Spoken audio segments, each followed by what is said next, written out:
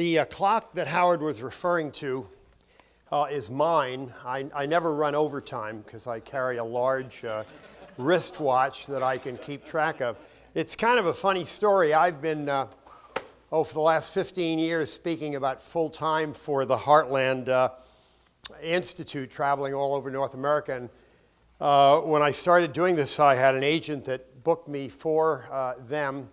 And he said, well, you got to go to a professional and get some advice how to speak professionally. I figured I'd given 700 academic papers by then.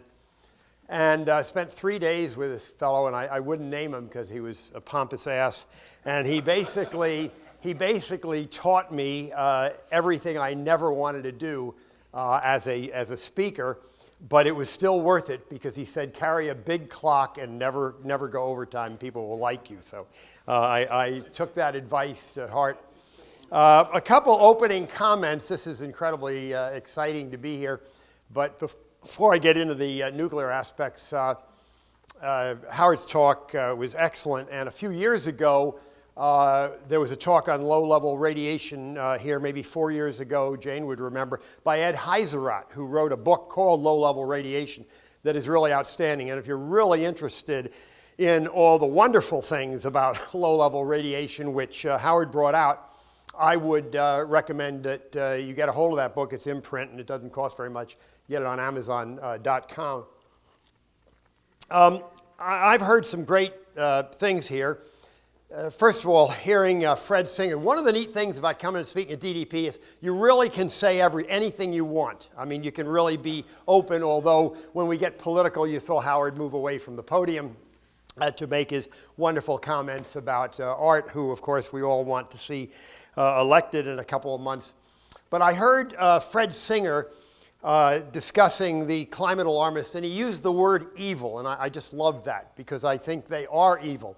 I was chided by my boss, Joe Bast at Heartland, when I keynoted a talk in Chicago at the conference just a month ago.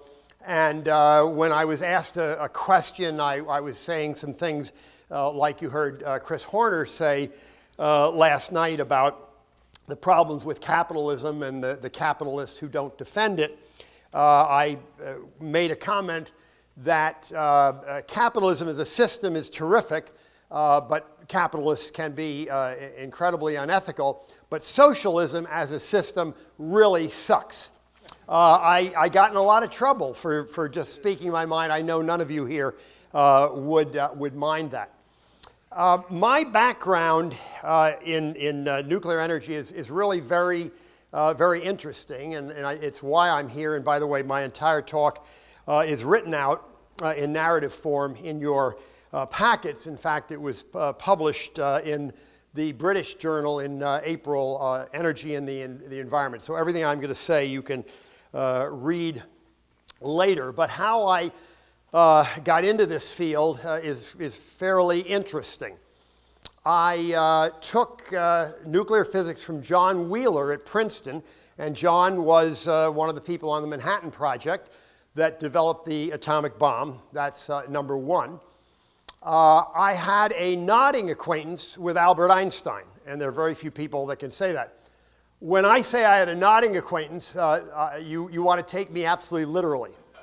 I was a freshman at Princeton when Albert walked literally behind my dorm room every day on his way from his home a couple blocks away to his office. And on many occasions, I walked by Albert and we nodded. It drives my son crazy that I cannot describe an interesting conversation that I had with Albert because at the age of 17, I never could think of anything to say and did not. The third reason, I also in the Navy knew Hyman Rickover. Manny Medeiros is here in the audience. He worked with Hyman for 20 years. But again, I met him. But those three things got me an interesting job with the Armed Forces Institute while I was a professor at Ohio State. They came to me and asked me to write their first correspondence course on nuclear physics and nuclear energy, which I did. So I go back about the same almost the same 50 years that Howard described. Before I get into it, I want to make one last comment. It's really interesting I've been teaching things related to nuclear energy for 50 years, and I have always laughingly begun my talks by saying nuclear energy is not rocket science. It's kind of a colloquialism. Well, after Friday at NASA, I can now say it with the deepest sincerity. Nuclear energy, nuclear physics is so much easier than what they did at NASA in building those rockets and sending a spaceship off to the moon. But I want to make one last comment that was fascinating to me. I'm working on a paper trying to undermine climate modeling, mathematical climate modeling, something I've been involved in mathematical modeling my whole career. But I saw something on Friday that gave me an idea that you all might find useful. And in a sense, everything I'm going to say in this talk is trying to arm you with information that you can use to spread good words and battle evil in a sense. And one is that the public, the only reason they believe in climate change the way the media and our opposition, the alarmists, have been telling them, is that they are told that these climate models make predictions, projections that are of some value. I'm trying to shift the idea of the climate model and call it a simulation. And it really came through to me at NASA on Friday that a simulation is where you try to figure out how some physical system works. You collect a few variables that you can deal with, and you create a mathematical equation that simulates reality. But the problem with a simulation is that there is no real-time feedback. If you chose the wrong variables, you gave those variables the wrong numbers, or the relationships that you decided exist between the variables, essentially your solution is going to run off a cliff and you'll never know. You come out with an end result you don't know. In firing off the satellites to the moon, and Scott Carpenter can correct me later if I'm wrong about this, but in watching all the films, particularly the moon landing film over there, you realize that they really never had an exact solution to landing Neil Armstrong and the other 11 people or 10 people that followed those two in later launches. They didn't have an exact solution. They had a solution that was pretty good. But without real-time feedback all the way along, it would be very easy for the rocket to the moon to have missed the moon or landed in a rubble field. And if you saw the movie, Neil Armstrong had to take over the controls and make the landing because things didn't work out right.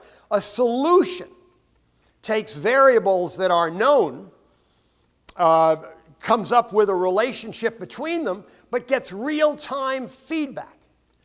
And a simulation does not. And so it's just something for you to know that might be useful when you try to undermine the validity of the climate models that we look at. Okay, moving on. I'm going to cover 6 areas of nuclear energy today. I want to give you a little bit of the history. I'm going to talk about the accidents that have occurred, the problems with nuclear waste, problems with nuclear reprocessing, a little bit about safety, and then conclude with a bit of futurist ideas of where I think we're going with this whole thing. Let me start by saying that the first nuclear power plant was actually set up by Enrico Fermi in 1942. And he knew, and his graduate students that helped him set it up, realized, again, that it was not rocket science, even though there wasn't much rocket science to that at that time. Forcing U-235 to fission and create heat is really not very difficult. So you need to know that from the beginning. I mean, you refine U-235, you create pellets of the material about the size of a pencil eraser, you fill them into a stainless steel rod, you bundle the rods together, you sit them in a tank of water. The water gets hot from the radiation. The heat moves from the tank of water across a metal barrier into water that is not exposed to nuclear radiation. The water heats up, becomes steam.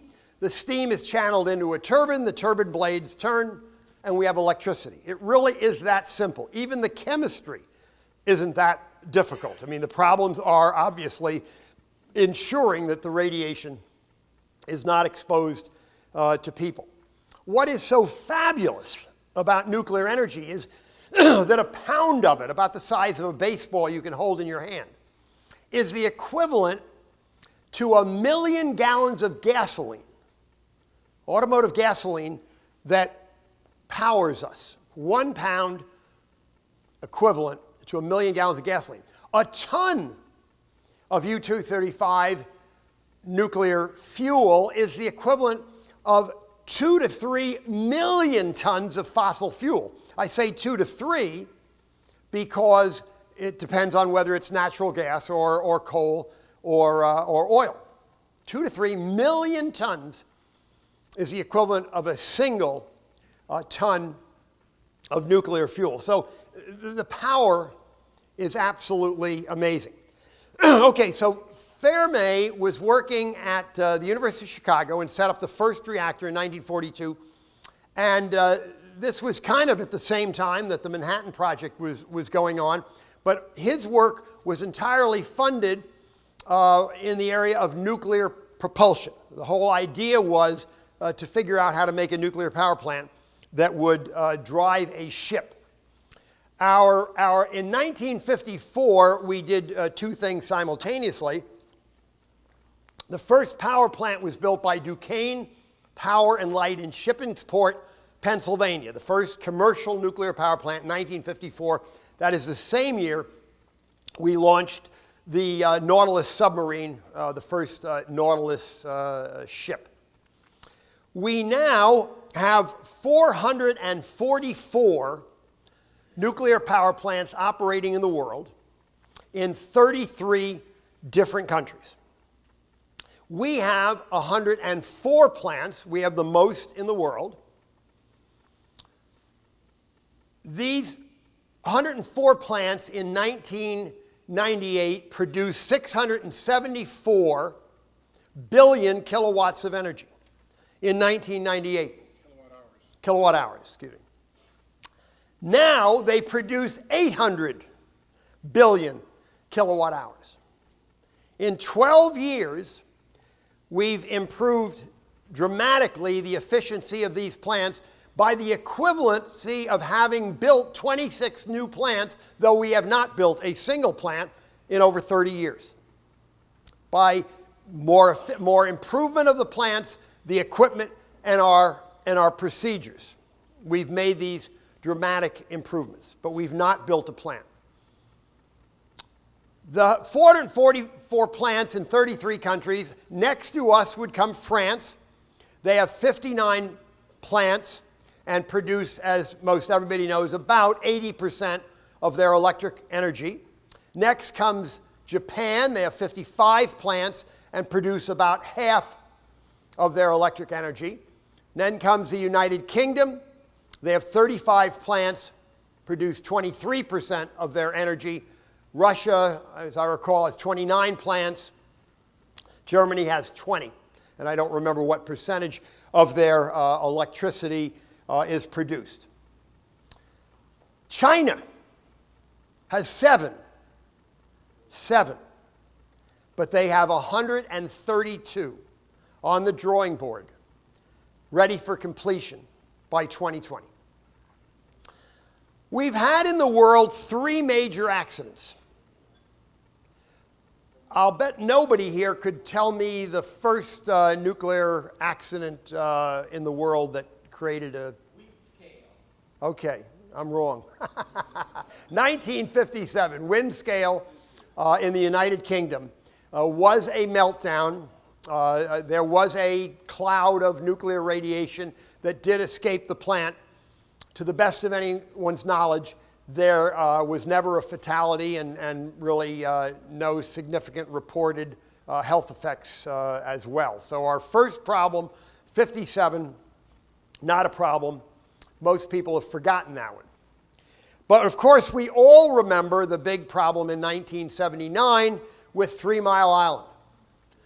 3 Mile Island set back the nuclear industry a great deal. It was a meltdown. It was a miscalculation of the instrumentation that allowed the system to operate without correct procedures. It misread what was going on, caused a meltdown, caused radioactive water to escape, but into a containment building. And to the best of our knowledge, there has not been a single health impact besides what the alarmists said.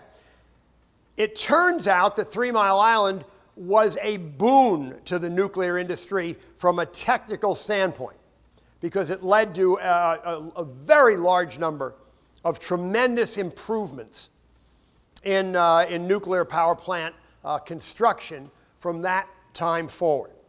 We've already heard that Jane Fonda and the China syndrome really set back the nuclear industry. But the single thing that occurred that all but destroyed forward progress, at least in this country, occurred on April 26, 1986, and we all know that about was the Chernobyl accident.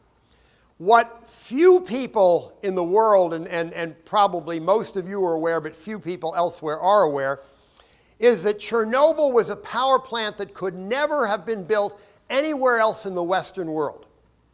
It would not have satisfied the safety standards of any country on Earth when it was built. It had no containment structure. When something went wrong with where the rods were in the water or any kind of a meltdown, everything would escape. The idea of building a nuclear plant without a safety containment structure is actually ridiculous. The nature of our containment of our nuclear power plants today is such that if the planes that hit the World Trade Tower and the Pentagon were to be aimed at a nuclear power plant, the primary result would be that everybody on the plane would be killed and the plane would be destroyed, and possibly the power plant would be shut down temporarily, but they literally could have done very little damage because of the containment features of a power plant. The accident in Chernobyl was not a meltdown. It was a fire. It was a fire.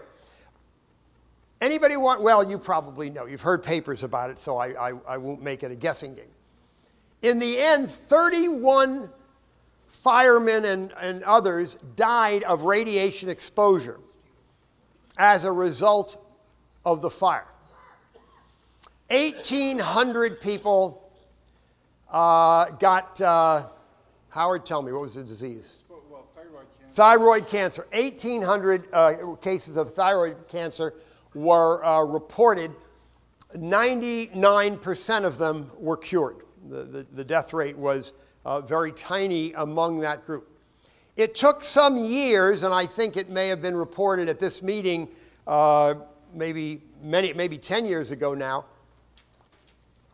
The United Nations Scientific Committee on Efficient Atomic Radiation, it goes by the acronym UNSCARE, kind of scary in itself, UNSCARE, came out with a 1,220-page report which totally told the whole truth and undid all of the damaging information that went around through the media and was spread by the movie The China Syndrome and all that.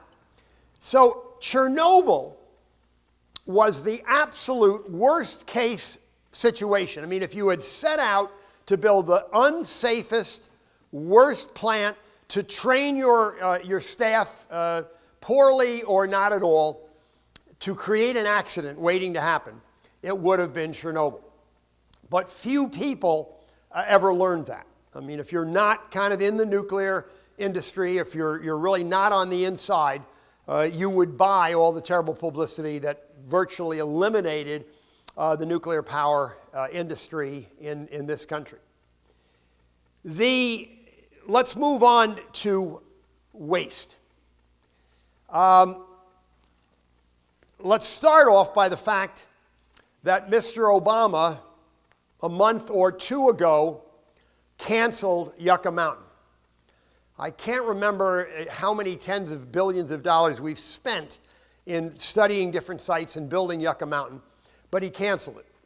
I know precisely why he canceled it. One very simple reason, because I know people working at Yucca. I'm very tied into the state in many ways.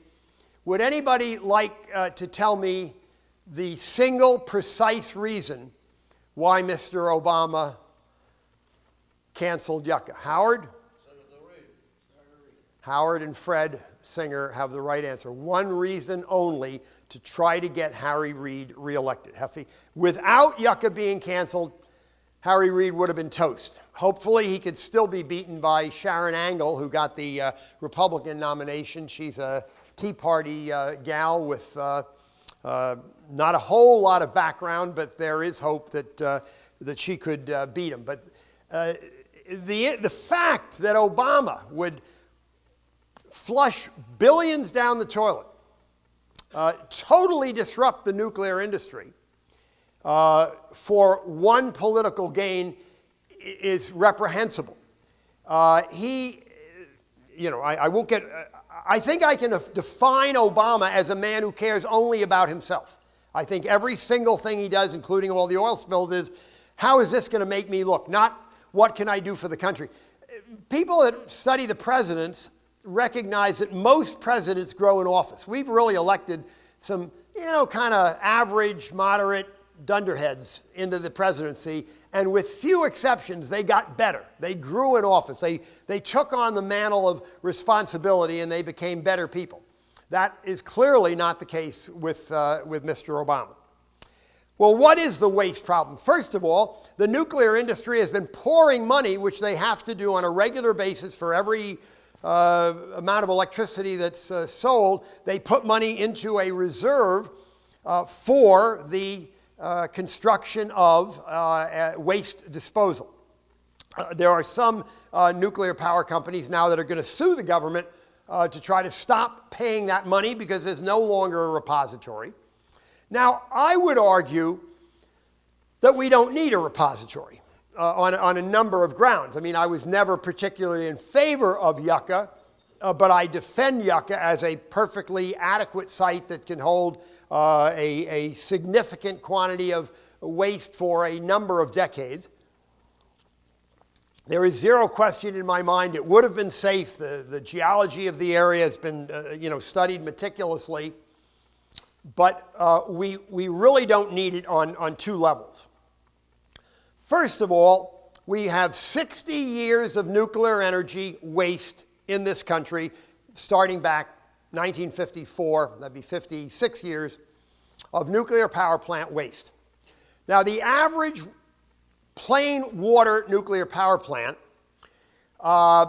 produces anywhere from 80 to 150 tons of low-level waste a year.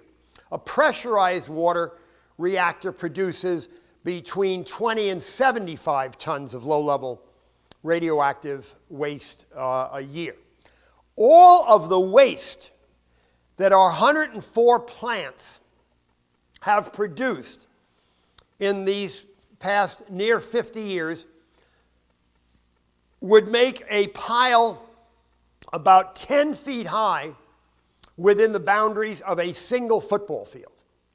So we're still, even though we don't have a repository, we still do not have a great deal of waste. Where's the waste now? It's at 121 different sites in 39 states throughout the country. How is it stored? Well, most of it, after a couple of years, the rods that contain the pellets of U-235 become inefficient as heat producers, and they're pulled out and replaced and set in another water pool, a contained water pool, where they just cool for some period of time and become less radioactive and less radioactive as time goes on. A good number of them are stored in dry casks, in stainless steel containers inside cement casks. So we have dry storage and we have wet storage. We've been doing this for 56 years, and there has never been a problem, and frankly, we can continue to do it for many, many more years. However, other countries do not have this waste problem. France has been in the nuclear business big time for 30 years with most of their 59 reactors, and their waste volume is about 3% of ours, and they store all of their nuclear waste beneath the floor of a single room of a building in Lehr.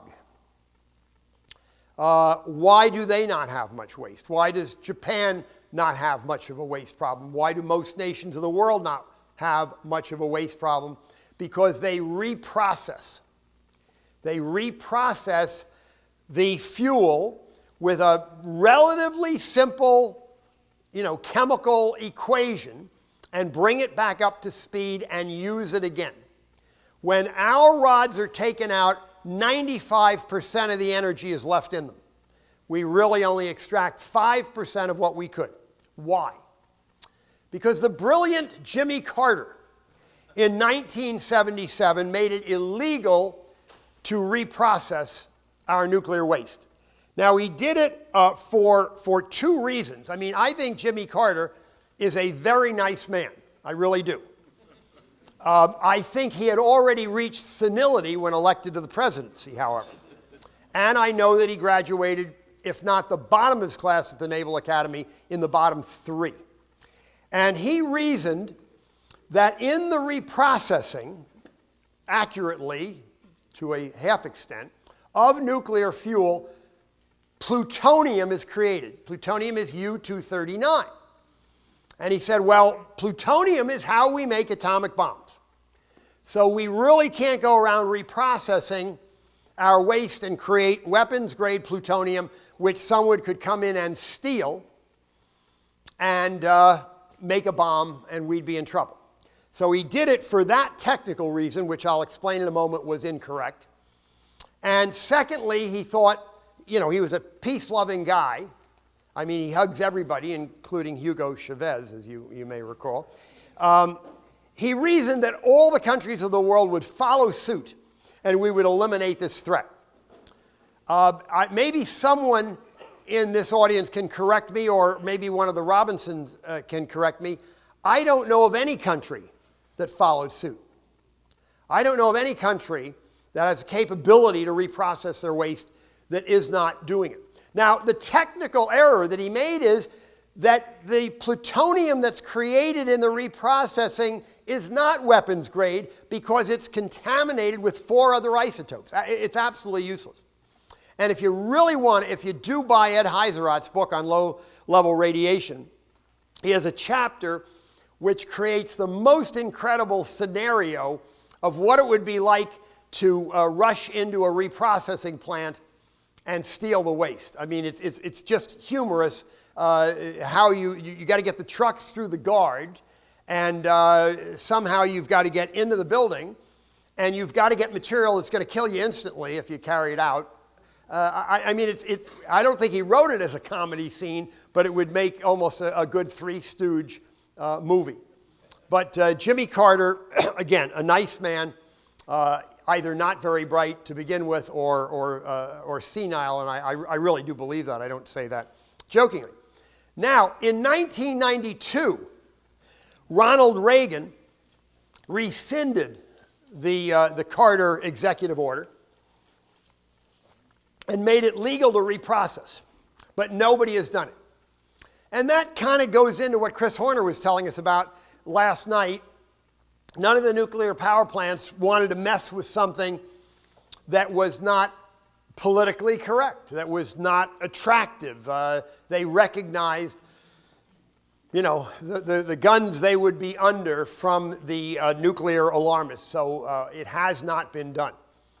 Eventually, it's got to be done, but it has not been done up to now.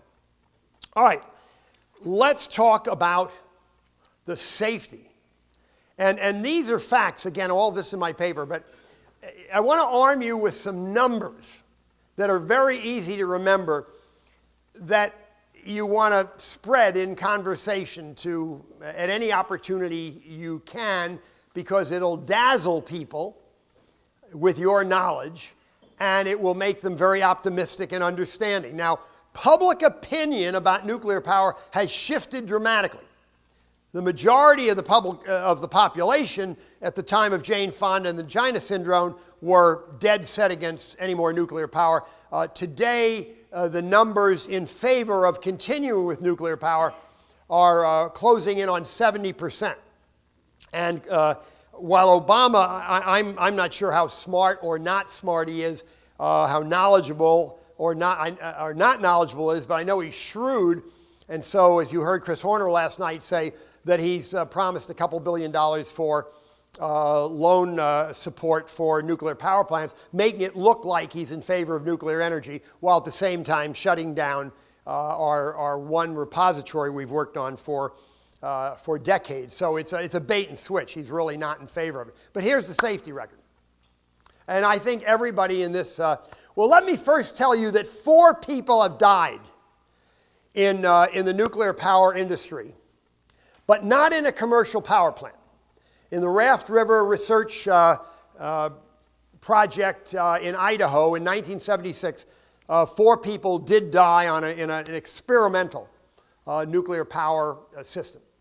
Most of you do know how many people have died since 1954 in commercially operated nuclear power plants in the world. That's in 444 power plants that now exist. Most of you know exactly how many people have died in accidents. As I said. Yes, Howard? 0. Right, the answer is 0.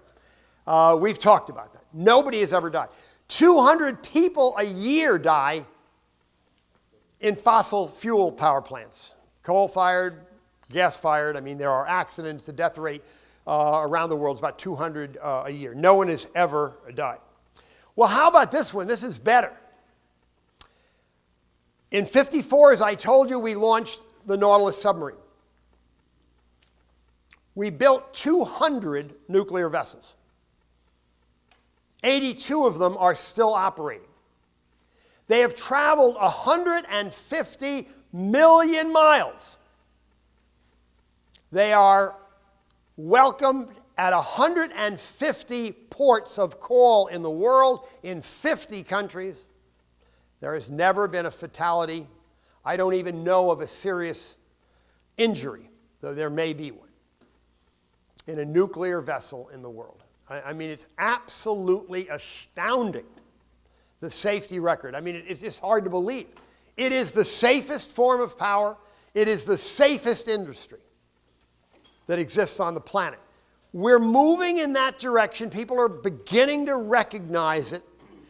Most people, this is neat. I would guess that your average young person at the age of between 15 and 25 may not have ever heard of Jane Fonda. Isn't that wonderful? You know. So, and Chernobyl and these things are falling behind, but we still need to work harder to make sure that people understand the safety. What is the future? It is not bright. It is not bright at all. First of all, the government has instituted safety requirements on our nuclear power plants that are really over the top. A nuclear power plant used to cost between $2 and $4 billion. The price for a 1,000 megawatt plant today is in the range of $6 to $9 billion. So we can no longer say that they're inexpensive. There are 34 applications for nuclear power plants. The Nuclear Regulatory Committee opened up for new applications to build new plants, and there is this false sense that we're moving forward, that the nuclear industry is coming back. And yet one thing Chris Horner didn't mention about Exelon last night, who is going to make big bucks on carbon, is that Exelon is the biggest nuclear power company in the United States, which probably makes it the biggest in the world, I'm not sure. They're a nuclear power company, and they're excited about the potential of cap and trade to make them money. But in any case, 34 companies have applied, 34 plants, not 34 companies, but there have been applications to build 34 new power plants. For reasons I don't know, and maybe somebody can answer the question in the Q&A, it takes 5 years for an application to be approved. Well, I mean, for the beginning, we know it's government workers, so that, is not the most efficient process. But I don't know what the protocol is that anything could take 5 years. And this is a question, what will happen the day after the first application is approved? Lawsuits.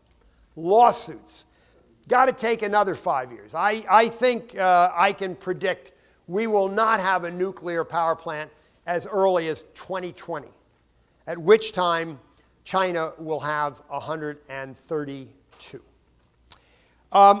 Let me describe something interesting. In 2006, the Chinese sent a delegation to the United States to study our nuclear power plants.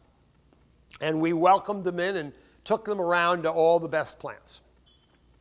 What is interesting is that they thought to see correctly to come to the United States to learn the most about nuclear power in a country that hadn't built a plant in 30 years. Even though we have not built plants, we have still, up till that time, and maybe still today, retained the most knowledge and the most expertise in nuclear power. So they came and looked at the different systems.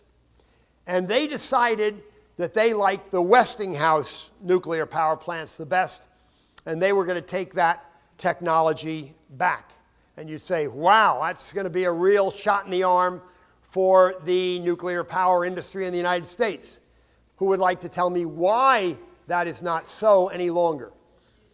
Because Toshiba bought Westinghouse. So the Chinese will now be using Japanese technology. Of the 34 applications, 20 have applied to use the Westinghouse, now Toshiba technology. 9 are using French Areva technology. And the remaining 5 are still looking at what GE is doing. But GE has now formed a joint program with Hitachi. And GE is talking about getting out of the business altogether for, the kind of reasons, the bureaucratic morass that exists here. Now, a bright spot on the horizon. First of all, let me tell you that we're now at the 4th generation of nuclear power plants. We haven't. I'm not sure if we've built a Gen 3 or I know we haven't built a Gen 4, but I mean we have plans for dramatically improved systems where the safety is certainly an order of magnitude greater than the early power plants, which, as I've already stated, have not had any problems to begin with. In South Africa, they're building, as we speak, a pebble bed reactor that can be built in modules as small as 250 megawatts and connected together. And the pebble bed reactor is interesting because it has inherent safety instead of built-in safety. It uses, instead of eraser-sized pieces of U-235. It uses tennis ball-sized clumps of uranium totally covered by a ceramic that will not melt until it gets to 3,000 degrees centigrade. And the actual nuclear plant operates at 900 degrees centigrade. And if it ever heats up to 1,600 degrees centigrade, it reverses itself. So it's virtually impossible in a pebble bed reactor to have a meltdown. And that's even a really exciting future technology. More important than that, a number of companies, including Babcock Wilcox in the United States, but Russia is the leader, are building self-contained nuclear power plants of a small size. I've seen something as big as 125 megawatts, but I've seen smaller ones that are smaller than a single railroad car, that are literally trucked to a location, set on the ground or set in the ground in a hole, and operate self-contained for as much as 30 years. Does anyone want to correct me on the 30 years? I may be wrong. Anyone know if it's in that order? And they use helium as a coolant in the system. And the pebble bed reactor uses helium too. And of course, the neat thing about helium as a coolant versus water, if any of it escapes, it's gone into the atmosphere, and there's less danger there. I think we're going to see, well, not in our lifetime, but I have no doubt that some centuries from now, we'll have nuclear-powered refrigerators. I've even heard about nuclear-powered watches, the miniature. We're talking, centuries from now. And I think I can predict, obviously, it's easy to predict something 100 years out, but I think in 100 years, the world will operate on nuclear energy. What saddens me is that when we worldwide, or this country, goes back to nuclear energy, I'm terribly afraid the country is going to look like, I don't know if you've ever seen these Australian movies, Mad Max. I don't know, was that how Mel Gibson got famous? Things were really bad, and you've seen a number of futuristic movies where nothing looks good around the countryside, but they're really missing what will be filling the screen, or filling the countryside. It will be windmills that are broken, fallen over, missing blades, not operating, and the earth will be strewn with solar mirrors and photovoltaic cells hanging off rooftops. That's where we're going to go. The beauty, of course, and it was a great interchange between Louisa and George Gilder yesterday, and I asked George whether Louisa, who is this brilliant physicist, really didn't know what George told her about wind and solar and coal. And George said that Louisa just likes to provoke him, and that very likely she does know. But a nuclear power plant requires 200 acres of land to develop 1,000 megawatts of power, 200 acres. Howard Hayden, who constantly comes to this meeting but isn't here today, has written a phenomenal, well, 2 books actually, first and second, Solar Fraud. And he runs calculations on how much land is required for 1,000 megawatts of wind and 1,000 megawatts of solar. And he's absolutely a brilliant physicist, and I trust his numbers. You're reading lower numbers, it hardly matters, but he calculates 300 square miles to produce 1,000 megawatts of wind. That's a mile width from Los Angeles to San Francisco. He calculates for solar mirrors about 187 square miles for 1,000 megawatts. And land is very valuable. We really can't do that. If you really want all the data on solar and wind, you can't beat Howard's book called Solar Fraud. He covers actually all of the renewable energy. Well, I wish I could be more optimistic. I'm only optimistic long term because the government will run out of money, printing money to support wind and solar. They can never operate on their own. And I don't recall Yeah, I think George mentioned in his answer to Louisa also that in fact, wind and solar is way worse for the environment than fossil fuel, because the numbers that people are not aware of is that either wind power systems or solar power systems use orders of magnitude more cement and steel than does a fossil fuel power plant. And the mining of these incredible quantities of cement and steel obviously have an environmental impact that far exceeds any of the gases coming out of a plant. And of course, trying to make carbon dioxide evil is absolutely humorous. So on the short term, while the public is thinking things are looking good, in fact, they're not. But I think they will. I mean, we will run out of money to support the renewables, hopefully before we really do look like Australia in the Mad Max movies. I don't think we'll get to that devastating point.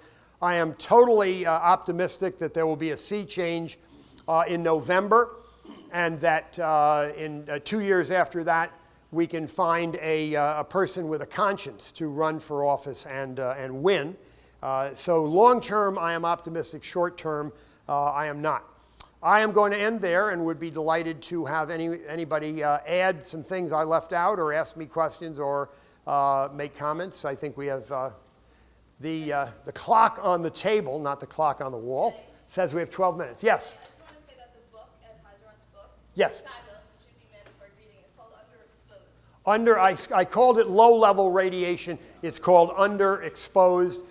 If you want to read a review of it, kind of a Cliff Notes, the Heartland.org website archives, I think, all my book reviews. But thank you for that. It really is fabulous. And if you want to buy great cookies in New York, you want to see this young lady. She has the best cookie shop on 50th Street in New York City. My wife and I are going 2 days before Thanksgiving. So, yes. I'm Hugh Wise. I'm retired in just up the road in Gainesville.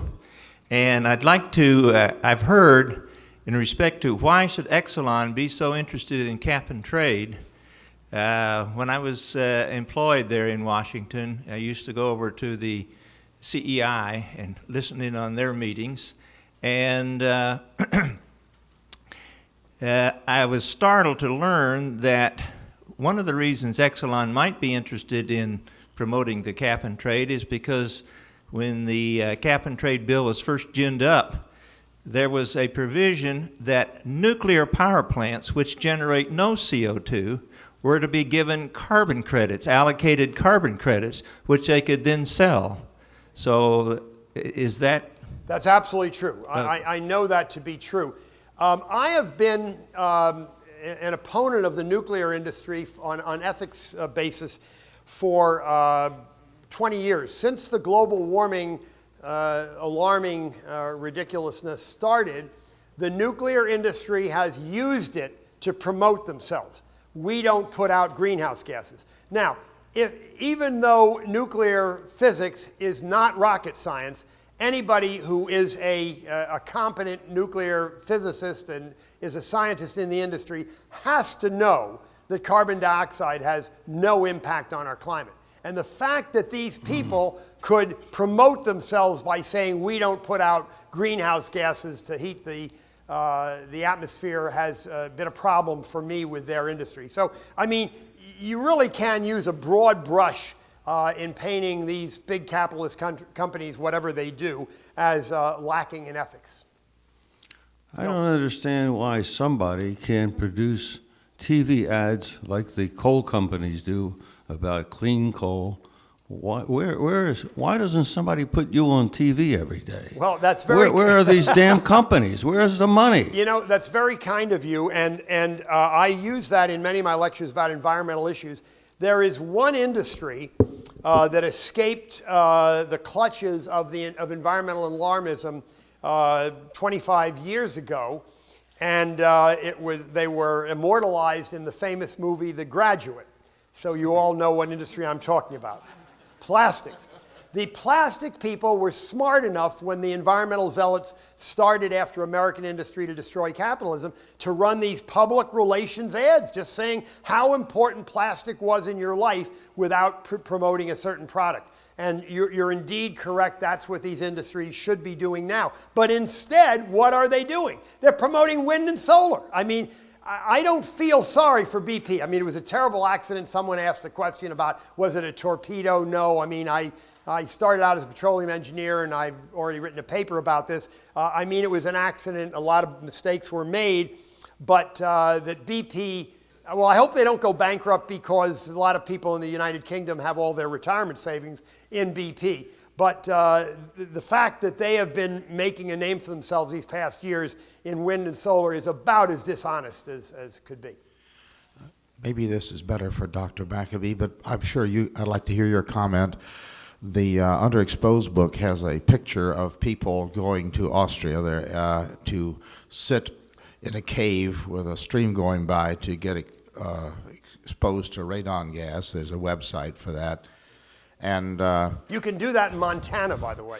Okay, that saves airfare. Yeah. And the other thing that I read, maybe someone else could comment. I understand that the highest amount of radon gas in basements in the United States is in the state of Iowa, and apparently Iowa has the lowest breast cancer rate.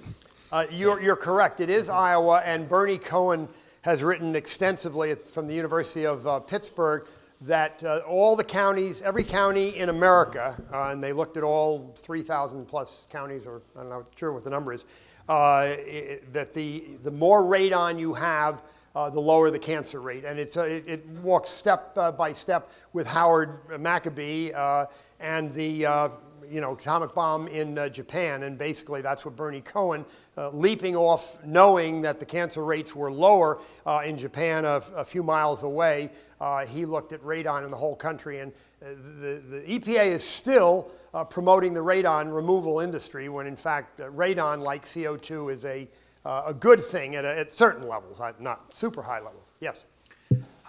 We're all concerned with the birds in the Gulf. I think 1,000 birds have been killed or died. But I thought there were 30 or 40,000 were killed by windmills every year. Is that?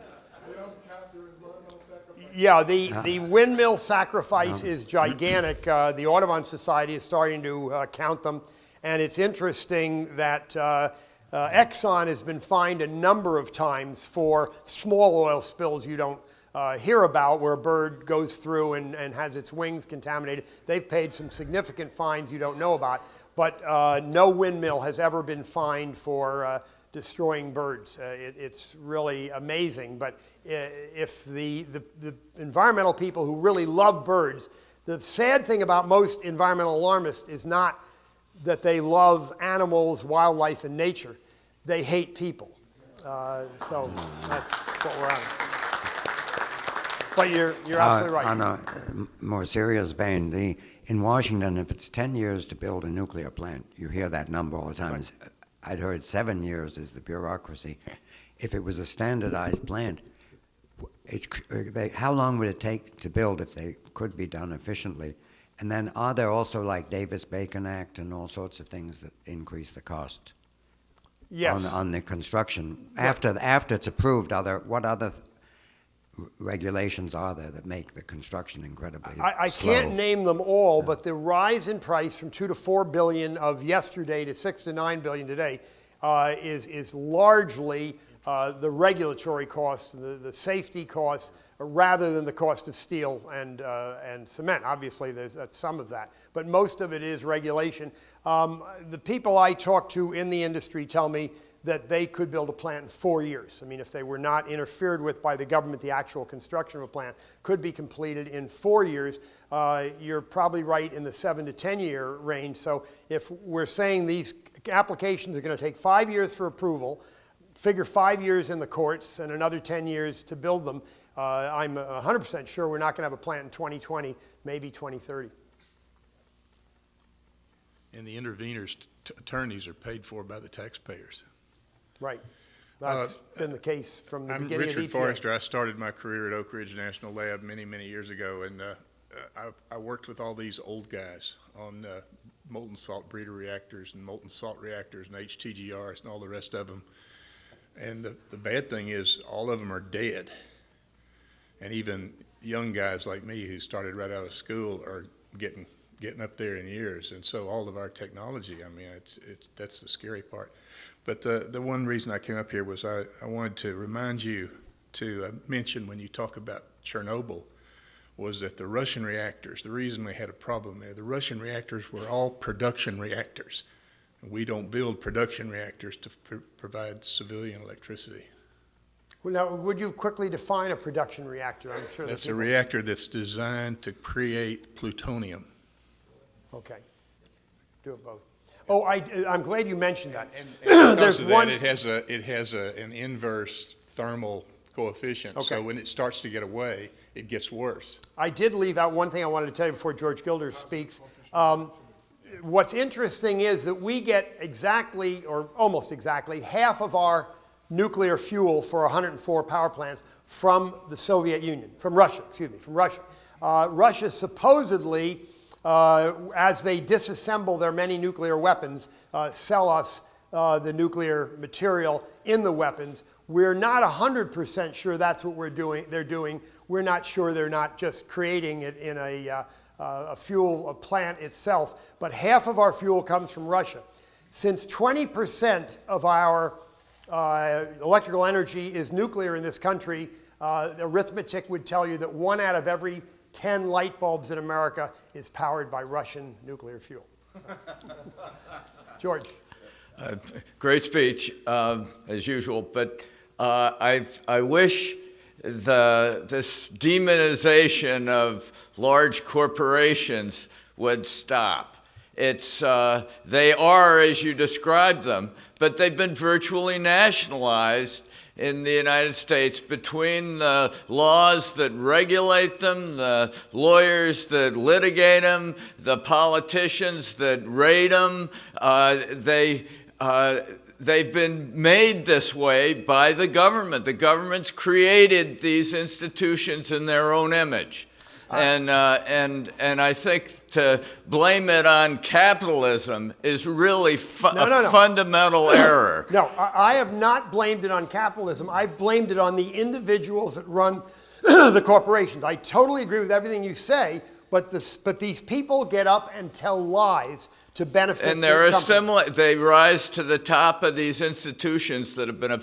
The other point is that these large corporations are being crippled by this process, so that the average size of a business in the United States has dropped about 50% in the last 25 years. So you're getting more and more small companies to avoid these oppressive tax levels and regulatory schemes. I don't disagree with anything you say, George, but I will tell you for sure, Goldman Sachs is the biggest force behind cap and trade legislation in this country because they will make hundreds of billions of dollars trading nothing on Wall Street. And they're a government entity. They are a government entity. Absolutely. Crony capitalism is what it is.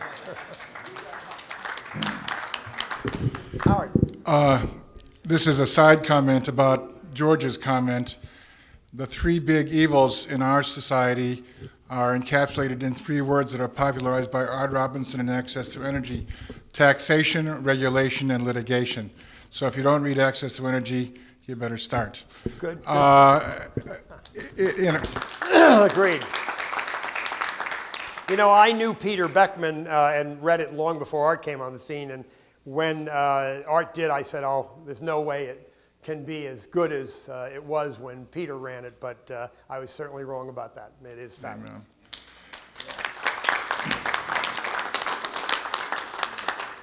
About 30 years ago, I was a consultant to PG&E, which was trying to get some nuclear power plants built in California, and I went around giving speeches on both the medical and the physics and the engineering aspects of the safety of nuclear power.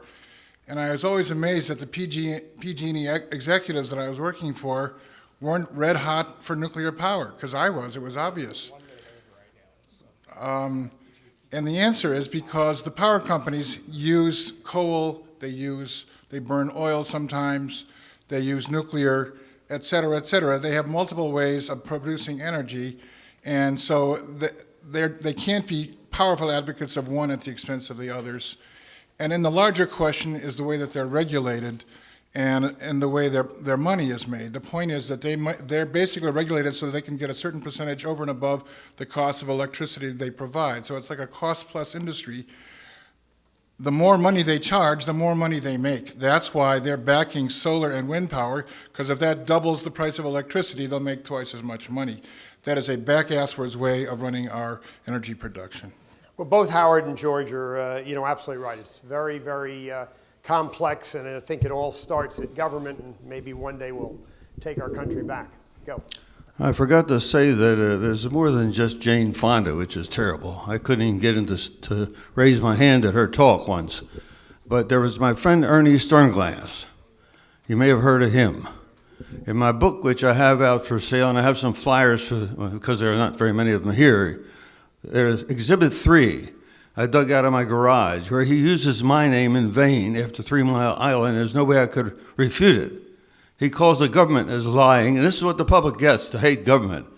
I was there in the Atomic Energy Commission when the government did some good things, but you don't hear about that.